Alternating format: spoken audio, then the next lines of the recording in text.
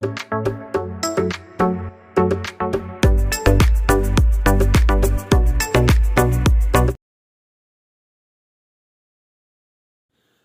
Morning, ഏവർക്കും study Nifty മലയാളത്തിന്റെ daily market ന്യൂസിലേക്ക് സ്വാഗതം. ആദ്യം നമുക്ക് നിഫ്റ്റിയിൽ നിന്ന് തന്നെ തുടങ്ങാം. നിഫ്റ്റിയെ സംബന്ധിച്ച് പറയുകയാണെങ്കിൽ 24,000 എന്ന സൈക്കോളജിക്കൽ ലെവലിന് താഴെയായിട്ടാണ് നിഫ്റ്റി ഇന്നലെ ക്ലോസ് ചെയ്തിട്ടുള്ളത്. അതിൽ തന്നെ കൂടുതൽ സമ്മർദ്ദം നേരിട്ട ഒരു സെക്ടർ എന്ന് പറയുന്നത് ഫാർമയായിരുന്നു. അതിന്റെ കാരണം ഇന്ത്യൻ ജനറിക് മരുന്നുകൾക്ക് അമേരിക്കയുടെ 100% താരിഫ് ഏർപ്പെടുത്തും എന്നുള്ള വാർത്തയായിരുന്നു.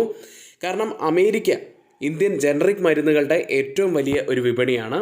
ഇത്തരത്തിൽ ഉയർന്ന താരിഫ് നിലവിൽ വന്നാൽ ഇന്ത്യൻ ഫാർമ കമ്പനികളുടെ കയറ്റുമതിക്കും ലാഭത്തിനും അത് സമ്മർദ്ദം സൃഷ്ടിക്കാം എന്നതാണ് പ്രധാനപ്പെട്ട ഒരു വെല്ലുവിളിയായിട്ട് ഫാർമ മേഖലയിൽ ഇന്നലെ ഉണ്ടായത്. ഈ ഒരു താരിഫുമായി ബന്ധപ്പെട്ട് ഏതൊക്കെ കമ്പനികൾക്കാണ് കൂടുതൽ സമ്മർദ്ദം ഉണ്ടാവുക എന്ന് നമുക്ക് ഡീറ്റെയിൽ ആയി തന്നെ നോക്കാം. US മാർക്കറ്റുകളിലേക്ക് വരാം. ചൊവ്വാഴ്ച പോസിറ്റീവിലായിരുന്നു ക്ലോസ് ചെയ്തതെങ്കിലും ഇന്നലെ ബുധനാഴ്ച നെഗറ്റീവിലാണ് US മാർക്കറ്റുകൾ ക്ലോസ് ചെയ്തിട്ടുള്ളത്. അതിൽ തന്നെ കൂടുതൽ സമ്മർദ്ദം നേരിട്ടത് നാസ്ഡാക്ക് ആയിരുന്നു. 0.57% ഇടിഞ്ഞു. ഇന്നലെ അവിടെ നിന്നും നെഗറ്റീവായിട്ടുള്ള ഒരു ന്യൂസ് വന്നത് ആൽഫബറ്റിനെ സംബന്ധിച്ചായിരുന്നു. ഗൂഗിളിൻ്റെ പാരന്റ് കമ്പനി സ്റ്റോക്ക് ഏകദേശം 3% ഇടിവ് നേരിട്ടതും ക്രൂഡ് ഓയിൽ ഫ്യൂച്ചേഴ്സ് 6 ആഴ്ചയിലെ ഏറ്റവും ഉയർന്ന നിലയിലേക്ക് എത്തിയതും പണപ്പെരുപ്പ് ആശങ്കകൾ ഉയർത്തിയതുമൊക്കെയാണ് ഇന്നലെ US മാർക്കറ്റുകൾ ഇടിയാനുള്ള കാരണമായത്. ഇനി യുദ്ധവുമായി ബന്ധപ്പെട്ടിട്ടുള്ള വാർത്തകളിലേക്ക് വരികയാണെങ്കിൽ ഹോർമുസ് കടലിടുക്കിലെ കപ്പൽ ഗതാഗതത്തെ ലക്ഷ്യമിട്ട് ഇറാൻ ഓരോ ആക്രമണം നടത്തുമ്പോഴും അതിന് മറുപടിയായി ഇറാനിലെ ഒരു പാലമോ വൈദ്യുതി നിലയമോ അമേരിക്ക തകർക്കുമെന്നാണ് US പ്രസിഡന്റ് ഡൊണാൾഡ് ട്രംപ് ഇന്നലെ പറഞ്ഞത്. സംഘർഷാവസ്ഥയ്ക്ക് യാതൊരുവിധ അയവും വരാത്ത ഈ ഒരു സാഹചര്യത്തിൽ ബ്രണ്ട് ഫ്യൂച്ചേഴ്സ് ഇപ്പോഴും $95 പെർ ബാരൽ എന്നതിന് മുകളിലായിട്ടാണ് ട്രേഡ് ചെയ്യുന്നത് എന്നത് വലിയൊരു നെഗറ്റീവായിട്ടുള്ള ഫാക്ടർ തന്നെയാണ്. US state secretary Marco Rubio പറഞ്ഞത് യുദ്ധം അവസാനിക്കാൻ ധാരണയിലെത്തുന്നതിൽ ഇറാൻ ആത്മാർത്ഥത കാണിക്കുന്നില്ല എന്നാണ്. ഈ കാരണങ്ങളൊക്കെയാണ് ഇന്നലെ ക്രൂഡ് ഓയിൽ ഇത്ര അധികം ഉയരാനുള്ള ഒരു റീസൺ ആയത്. US ലിസ്റ്റ് ചെയ്ത ഇന്ത്യൻ കമ്പനികളുടെ പ്രകടനം നോക്കുകയാണെങ്കിൽ ഇൻഫോസിസ് 2% ഇടിഞ്ഞു. വിപ്രോ 0.27% ഇടിവുമാണ് ഉണ്ടാക്കിയത്. ബാങ്കിങ് സൈഡിലേക്ക് വന്നാൽ HDFC ബാങ്ക് 2% ഇടിഞ്ഞപ്പോൾ ICICI ബാങ്കും 2% തന്നെയാണ് ഇടിഞ്ഞത്. ഇന്നലെ നമ്മൾ പറഞ്ഞ ഫാർമ സെക്ടറിലുണ്ടായ ആ ഒരു ആഘാതവും കൂടാതെ Q1 റിസൾട്ടുകൾക്ക് ശേഷം ഡോക്ടർ റെഡ്ഡി ലബോറട്ടറീസ് ഏകദേശം 9% മുകളിലാണ് ഇടിഞ്ഞത്. ഇനി കേരളത്തിലെ ഗോൾഡ് പ്രൈസ് ഇന്നലെ 1,07,440 എന്ന നിലയിലാണ്. ഇന്നലെ FISും DISും സെല്ലിങ്ങിലേക്ക് പോയൊരു ദിവസമായിരുന്നു. 819 കോടി രൂപയ്ക്കാണ് FIS സെല്ല് ചെയ്തതെങ്കിൽ DIS 418 കോടി രൂപയ്ക്കാണ് സെല്ല് ചെയ്തത്. അടുത്തതായിട്ട് ഇപ്പോൾ ട്രേഡിംഗ് ആരംഭിച്ച ഏഷ്യൻ മാർക്കറ്റുകൾ. ജപ്പാൻ മാർക്കറ്റ് നിക്കി 0.8% നേട്ടത്തിലാണ് ട്രേഡ് ചെയ്യുന്നത്. കോസ്പി മാർക്കറ്റ് 3.5% നേട്ടത്തിൽ ട്രേഡ് ചെയ്യുമ്പോൾ ഗിഫ്റ്റ് നിഫ്റ്റി ഇപ്പോൾ ട്രേഡ് ചെയ്യുന്നത് 23,880 എന്ന നിലയിൽ 81 പോയിൻറ്റ്സ് ഇടിഞ്ഞാണ്. ഇപ്പോൾ സമയം 7 മണി കഴിഞ്ഞ് 10 മിനിറ്റാണ്. ഇപ്പോഴത്തെ ഈ ഒരു നില വെച്ച് 90 മുതൽ 100 പോയിൻറ്റ്സിൻ്റെയൊക്കെ ഒരു വലിയ ഗ്യാപ് ഡൗൺ ഓപ്പണിങ്ങിനാണ് ഇന്നും നമുക്ക് സാധ്യത കാണുന്നത്. ഇന്നലെ ഇന്ത്യൻ വിപണിയിൽ ഫാർമ സെക്ടർ വലിയ തോതിൽ തന്നെ ഇടിഞ്ഞു എന്നുള്ള വാർത്ത നമ്മൾ പറഞ്ഞതാണ്. അമേരിക്കൻ താരിഫ് ഭീഷണിയാണ് ഇതിന് പ്രധാനപ്പെട്ട കാരണമായത്. അമേരിക്കയിൽ ഇറക്കുമതി ചെയ്യുന്ന ജനറിക് മരുന്നുകൾക്ക് 2028 ഓഗസ്റ്റ് മുതൽ 100% താരിഫും തുടർന്ന് 200% വരെ താരിഫ് ഉയർത്താനും പദ്ധതിയിടുന്നതായി പ്രഖ്യാപിച്ചതോടെ ഇന്ത്യൻ ഫാർമ വ്യവസായം ആശങ്കയിലാണ്. നിഫ്റ്റി ഫാർമ ഇൻഡെക്സ് ഏകദേശം 1.25% നഷ്ടത്തിലാണ് ക്ലോസ് ചെയ്യുന്നത്. ലൂപ്പിൻ 4.4% ഇടിഞ്ഞു. കൂടാതെ Piramal pharma, Ajanta pharma, Sun pharma തുടങ്ങിയ കമ്പനികളെല്ലാം ഇന്നലെ ഇടിഞ്ഞു തന്നെയാണ് ക്ലോസ് ചെയ്തിട്ടുള്ളത്. ഇനി ഈ ഒരു താരിഫ് കാരണം ഏതൊക്കെ കമ്പനികൾക്കാണ് അതിൻ്റെ നഷ്ടം വരാൻ സാധ്യതയുള്ളത് എന്ന് വെച്ച് കഴിഞ്ഞാൽ അമേരിക്കയിൽ ശക്തമായിട്ടുള്ള സാന്നിധ്യവും കൂടാതെ ജനറിക് മരുന്നുകളുടെയും സ്പെഷ്യാലിറ്റി മരുന്നുകളുടെയും ശക്തമായിട്ടുള്ള സാന്നിധ്യവുമുള്ള സൺ ഫാർമയ്ക്ക് ഇതിൻ്റെ ഒരു നെഗറ്റീവ് ആയ ഇമ്പാക്റ്റ് വരാൻ സാധ്യതയുണ്ട്. കൂടാതെ doctor Reddy laboratories, Aurobindo pharma, Lupin തുടങ്ങിയ കമ്പനികൾക്കൊക്കെ നെഗറ്റീവ് ആവാൻ സാധ്യതയുള്ള ഒരു വാർത്ത തന്നെയാണ്. ഇനിയും നിരവധി കമ്പനികളുണ്ട്. സൈഡസ് ലൈഫ്, സിപ്ല, ടൊറൻ ഫാർമ തുടങ്ങിയ കമ്പനികളൊക്കെ. ഏതായാലും ഈ കമ്പനികളുടെ പേരൊന്നും റെക്കമെൻഡേഷൻ അല്ല, നിങ്ങളുടെ എഡ്യൂക്കേഷണൽ പർപ്പസിന് വേണ്ടി മാത്രമാണ് ഷെയർ ചെയ്തിട്ടുള്ളത്. ഇപ്പോൾ പറഞ്ഞ US ഉണ്ടാക്കിയിരിക്കുന്ന മറ്റൊരു വലിയ തലവേദനയാണ് USഉം ഇറാനും തമ്മിലുള്ള യുദ്ധം. ചെങ്കടലിൻ്റെയും ഹോർമുസിൻ്റെയും യാത്രാ തടസ്സങ്ങൾ ഇന്ത്യയുടെ അരി കയറ്റുമതിയെ കാര്യമായി തന്നെ ബാധിക്കുന്നുണ്ട്. ചെങ്കടലിലെ സുരക്ഷാ ഭീഷണി കാരണം കപ്പലുകൾക്ക് കൂടുതൽ ദൂരമുള്ള മറ്റു പാതകൾ തിരഞ്ഞെടുക്കേണ്ടി വരികയാണ്. ഇത് ചരക്ക് കടത്തുകൂലി കൂട്ടുകയും ഇൻഷുറൻസ് തുക കുത്തനെ വർദ്ധിപ്പിക്കുകയും ചെയ്യുന്നുണ്ട്. ഏതായാലും ഇന്ത്യയിൽ നിന്നും അരി എക്സ്പോർട്ട് ചെയ്യാൻ മറ്റു വഴികൾ തിരഞ്ഞെടുക്കേണ്ടി വരികയാണ്.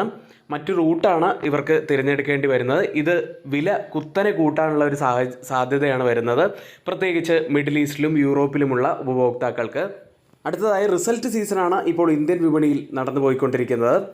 അതിൽ തന്നെ ഇന്നലെ പുറത്തു വന്ന ഒരു റോബസ്റ്റ് റിസൾട്ടുമായിട്ട് വന്നിട്ടുള്ളത് നെസ്ലെയാണ്. ഉൽപ്പന്നങ്ങളുടെ മികച്ച ഡിമാൻഡിൻ്റെ പിൻബലത്തിൽ നെസ്ലെ ഇന്ത്യയുടെ അറ്റാദായം 48% വർദ്ധിച്ചത്. അതായത് ബ്ലൂംബർഗ് എസ്റ്റിമേറ്റിനെയൊക്കെ ബീറ്റ് ചെയ്യുന്ന ഒരു മികച്ച പ്രകടനം തന്നെയാണ് നെസ്ലെ ഇന്ത്യയിൽ നിന്നും പുറത്തു വന്നത്. നെറ്റ് പ്രോഫിറ്റിൽ 47.9% വർധനവ് വന്നിരിക്കുന്നു. 975 കോടി രൂപയായിട്ടാണ് നെറ്റ് പ്രോഫിറ്റ് പുറത്തു വന്നത്. ബ്ലൂംബർഗ് എസ്റ്റിമേറ്റ് ആയിട്ട് വന്നിരുന്നത് 835 കോടി രൂപയായിരുന്നു. ഇനി റവന്യൂയുടെ കാര്യത്തിലേക്ക് വന്നു കഴിഞ്ഞാൽ 25.2% വർദ്ധിച്ച് 6378 കോടി രൂപയായി. ബ്ലൂംബർഗ് എസ്റ്റിമേറ്റ് ആയിട്ട് പുറത്തു വന്നിരുന്നത് 6063 കോടി രൂപയായിരുന്നു. എബിറ്റഡയിൽ 40% വർധനമാണ് വന്നിരിക്കുന്നത്. 1538 കോടി രൂപയായിട്ടാണ് പുറത്തു വന്നത്. വിപണി പ്രതീക്ഷിച്ചിരുന്നത് 1354 കോടി രൂപയായിരുന്നു. ഇ കൊമേഴ്സ്, ക്വിക്ക് കൊമേഴ്സ് എന്നിവ മികച്ച പ്രകടനം കാഴ്ചവെച്ചു. പാനീയങ്ങളുടെ വിഭാഗത്തിൽ നെസ്കഫെ തുടർച്ചയായിട്ടുള്ള 20ാമത്തെ പാദത്തിലും ഇരട്ടക്ക വളർച്ച നിലനിർത്തി. മാഗി ഉൾപ്പെടെ പ്രീപെയ്ഡ് ഡിഷസ് വിഭാഗവും ഗ്രാമീണ വിപണികളിൽ മികച്ച പ്രകടനമുണ്ടാക്കി. ഇനി ഈ പുതിയ കമ്പനികളിൽ വളരെയധികം പ്രതീക്ഷയോടെ കാത്തിരുന്ന ഒരു റിസൾട്ട് എറ്റേണലിൻ്റേതായിരുന്നു. ജൂൺ പാദത്തിൽ എറ്റേണൽ, അതായത് പണ്ടത്തെ സൊമാറ്റോ എന്ന കമ്പനി, 92 കോടി രൂപയുടെ ഏകീകൃത അറ്റാദായം നെറ്റ് പ്രോഫിറ്റാണ് രേഖപ്പെടുത്തിയത്. ഇത് വിപണി പ്രവചിച്ചിരുന്നത് 301 കോടി രൂപയായിരുന്നു. അതായത് ബ്ലൂംബർഗ് എസ്റ്റിമേറ്റ് ആയിട്ട് പുറത്തു വന്നിരുന്നത് 301 കോടി രൂപയാണ്. ഇതിലും വളരെ കുറവായിട്ടാണ് നെറ്റ് പ്രോഫിറ്റ് ഇത്തവണ പുറത്തു വന്നിരിക്കുന്നത്. പുതിയ ബിസിനസ്സിലെ വർദ്ധിച്ചു വരുന്ന ചിലവും നികുതി ബാധ്യതയുമൊക്കെയാണ് ലാഭം ഇത്രയധികം കുറയാൻ കാരണമായത്. ഇനി റവന്യൂയുടെ കാര്യത്തിലേക്ക് വന്നു കഴിഞ്ഞാൽ ഏകീകൃത വരുമാനം 20,648 കോടി രൂപയായി. വിപണി പ്രവചിച്ചിരുന്നത് 20,058 കോടി രൂപയായിരുന്നു. എബിറ്റഡ ആയിട്ട് പുറത്തു വന്നത് 555 കോടി രൂപയായിരുന്നു. കഴിഞ്ഞ പാദത്തേക്കാൾ 29% വർദ്ധിച്ചെങ്കിലും ബ്ലൂംബർഗ് എസ്റ്റിമേറ്റ് ആയിട്ട് പുറത്തു വന്നിരുന്നത് 664 കോടി രൂപയായിരുന്നു. മൊത്തത്തിലുള്ള റിസൾട്ട് എടുത്തു നോക്കിക്കഴിഞ്ഞാൽ ഉപഭോക്തൃ ഓർഡറുകളിലും വരുമാനത്തിലും എറ്റേണൽ മികച്ച പ്രകടനം കാഴ്ചവെച്ചെങ്കിലും ലാഭത്തിലും എബിറ്റഡയും കുറഞ്ഞത് സ്റ്റോക്കിനെ സംബന്ധിച്ച് നെഗറ്റീവായിട്ടുള്ള ഒരു കാര്യം തന്നെയാണ്. ഇനി ഇന്നത്തെ കീ ഇവൻറ്റ്സ് എന്തൊക്കെയാണെന്ന് നോക്കാം. പ്രധാനപ്പെട്ട കമ്പനികളുടെ റിസൾട്ട് വരുന്ന ഒരു ദിവസമാണ്. പ്രത്യേകിച്ച് Infosys, InterGlobe aviation, Cipla, Meesho, Motilal Oswal financial services, Mphasis, Chennai petroleum corporation, Cyient, Indian energy exchange, international gemological institute, Mahindra life science developers, Novartis India, PVR Inox, Sona BLW, Spandana Sphoorty, Suryoday small finance bank, Thyrocare technologies, Ujjivan small finance bank, Vishal mart എന്നീ പ്രധാനപ്പെട്ട കമ്പനികളുടെ റിസൾട്ട് വരുന്നുണ്ട്. ഇനി ഗ്ലോബലിയും ഇന്ത്യയിലും നടക്കുന്ന മറ്റ് പ്രധാനപ്പെട്ട ഇവൻറ്റ്സുകൾ നോക്കുകയാണെങ്കിൽ അതിൽ തന്നെ ഏറ്റവും പ്രധാനപ്പെട്ടതായി ഇപ്പോൾ നടന്നുകൊണ്ടിരിക്കുന്നത് ഇന്ത്യൻ പാർലമെൻറ്റ് മൺസൂൺ സെഷനാണ്. കൂടാതെ ഒത്തിരിയേറെ IPOs ഇന്ന് സബ്സ്ക്രിപ്ഷനായിട്ട് ഓപ്പൺ ആവുന്നുണ്ട്. Indo MIM, Lohia corp, Extranet technologies തുടങ്ങിയവയാണ്. ഗ്ലോബലിയുള്ള ഇവൻറ്റ്സുകളിൽ പ്രധാനപ്പെട്ടതായി വരുന്നത് യൂറോപ്യൻ സെൻട്രൽ ബാങ്കിൻ്റെ ഇൻട്രസ്റ്റ് റേറ്റ് ഡിസിഷനാണ്. അതിനുശേഷം European central bank president Christine ലെഗാർഡയുടെ സ്പീച്ച് കൂടിയുണ്ട്. US ഇനീഷ്യൽ ജോബ്ലെസ് ക്ലെയിംസ് ഡാറ്റയും ഇന്നാണ് പുറത്തു വരുന്നത്. ഇനി ഇന്നത്തെ പ്രധാനപ്പെട്ട കമ്പനികളുടെ Q1 റിസൾട്ടുകളിലേക്കാണ്. ആദ്യം ഡോക്ടർ റെഡ്ഡി ലബോറട്ടറീസ്. ഇന്നലത്തെ ഫാർമയായിട്ട് ബന്ധപ്പെട്ടിട്ടുള്ള ആ ഒരു താരിഫുമായിട്ടുള്ള വാർത്തയും കൂടാതെ Q1 റിസൾട്ടും കാരണമാണ് ഇന്നലെ ഡോക്ടർ റെഡ്ഡി ലബോറട്ടറീസ് ഇടിഞ്ഞത്. പ്രോഫിറ്റിൽ 69% ഇടിവാണ് രേഖപ്പെടുത്തിയിരിക്കുന്നത്. 443.5 കോടി രൂപയായിട്ടാണ് പ്രോഫിറ്റ് റിപ്പോർട്ട് ചെയ്തത്. റവന്യൂവിലും ഇടിവ് തന്നെയാണ്. 6% ഇടിവാണ് റിപ്പോർട്ട് ചെയ്തത്. 870.5 കോടി രൂപയിലാണ്. നോർത്ത് അമേരിക്കൻ റവന്യൂവിൽ 35% ഇടിവും എബിറ്റഡയിൽ 55.7% ഇടിവുമാണ് കമ്പനി റിപ്പോർട്ട് ചെയ്തത്. മറ്റൊരു കമ്പനി ഇൻഡസിൻഡ് ബാങ്കാണ്. നെറ്റ് പ്രോഫിറ്റിൽ 46.5% വർധനമാണ് കമ്പനി റിപ്പോർട്ട് ചെയ്തത്. 1002.5 കോടി രൂപയിലാണ് പ്രോഫിറ്റ് ഉള്ളത്.